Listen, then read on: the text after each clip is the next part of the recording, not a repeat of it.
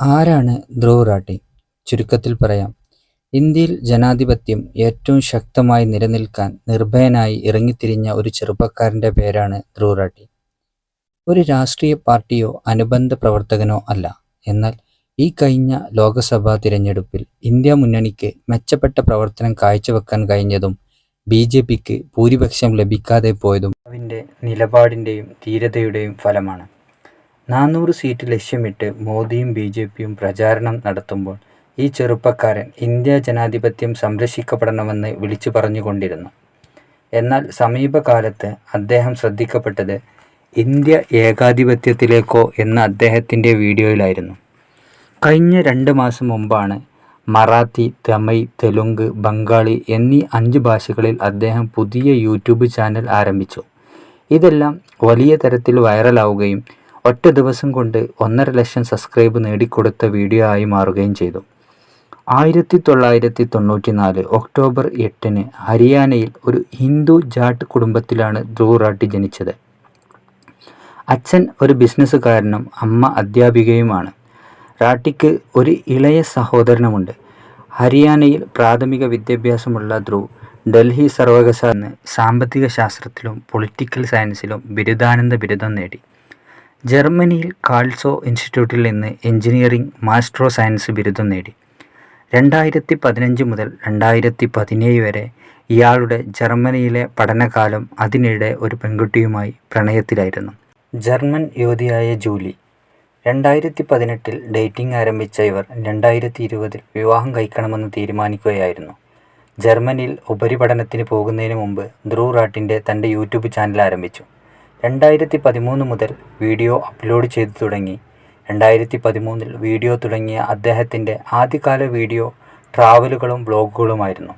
എന്നാൽ താമസിക്കാതെ അദ്ദേഹം സാമ്പത്തികവും രാഷ്ട്രീയവുമായ വിഷയങ്ങളിൽ ശ്രദ്ധ കേന്ദ്രീകരിക്കാൻ തുടങ്ങി. ആഴത്തിലുള്ള ഗവേഷണത്തിലും അവതരണ ശൈലിയിലും ധ്രുവ് റാഠിയുടെ വീഡിയോ ജനങ്ങളിടയിൽ ശ്രദ്ധ നേടാൻ തുടങ്ങി. 2022 മുഹമ്മദ് പരാമർശ വിവാദം, 2022 മോർവി പാലം തകർച്ച, 2019 ഉൽവാമ ആക്രമണം, 2023 മണിപ്പൂർ ആക്രമണം എന്നിങ്ങനെ നിരവധി വിഷയങ്ങൾ തൻ്റെ വീഡിയോയിൽ ഉൾപ്പെടുത്തിയിരുന്നു. ഇന്ത്യൻ സർക്കാരിനെതിരെ വീഡിയോ ചെയ്യാൻ ആരംഭിച്ചു. 2016 ആദ്യമായി സർക്കാരിനെതിരെ വീഡിയോ ചെയ്തു തുടങ്ങിയത്. 2014 ഫെബ്രുവരി മുതൽ 2024 ജൂൺ 3 വരെയുള്ള വീഡിയോ ഭൂരിപക്ഷവും BJPയുടെയും മോഡിയുടെയും നിലപാടിനെക്കുറിച്ചായിരുന്നു. ഏകാധിപത്യം ഉറപ്പിച്ചോ എന്ന വീഡിയോ കണ്ടത് കോടിക്കണക്കിന് ജനങ്ങളാണ്.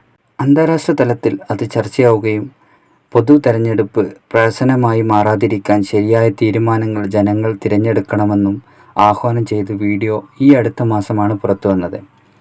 BJP IT സെൽ പുറത്തുവിടുന്ന നുണകൾ, EVM തട്ടിപ്പ്, യോഗി ആദിത്യനാഥും യാഥാർത്ഥ്യങ്ങളും, മോദി ഭരണത്തിൻ്റെ ദുരിതങ്ങൾ തുടങ്ങിയ വീഡിയോ എല്ലാം പെട്ടെന്ന് തന്നെ വൻ ഹിറ്റാവുകയും ചെയ്തു.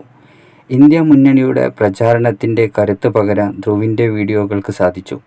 ഇന്ത്യൻ പൗരന്മാർക്ക് ശരിയായ വോട്ട് ചെയ്യണം എന്ന് ആഹ്വാനം ചെയ്ത് നിരവധി വീഡിയോ അദ്ദേഹം നിരവധി ഭാഷകളിലായി പൊതുജനങ്ങൾക്ക് മുമ്പിൽ അവതരിപ്പിച്ചു. വളരെ ലളിതമായി ജനങ്ങളിലേക്ക് എത്തിക്കാനുള്ള അസാധ്യ കഴിവുകളുണ്ട് ഈ യുവാവിന്.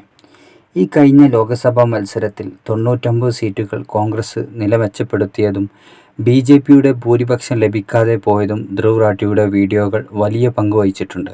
തിരഞ്ഞെടുപ്പ് ഫലം പുറത്തുവന്നതിന് പിന്നാലെ ധ്രുവ് പ്രതികരിച്ചിരുന്നു. സാധാരണക്കാരൻ്റെ അധികാരത്തെ വില കുറച്ച് കാണരുത് എന്നായിരുന്നു അദ്ദേഹത്തിൽ ടെക്സ്റ്റിൽ കുറിച്ചത്.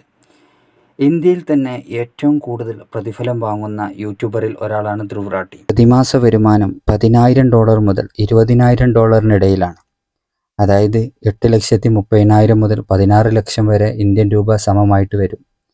യൂട്യൂബിൽ നിന്നുള്ള ധ്രുവിൻ്റെ വാർഷിക വരുമാനം 1 കോടി രൂപ മുതൽ 2 കോടിയുടെ ഇടയിലാണ്.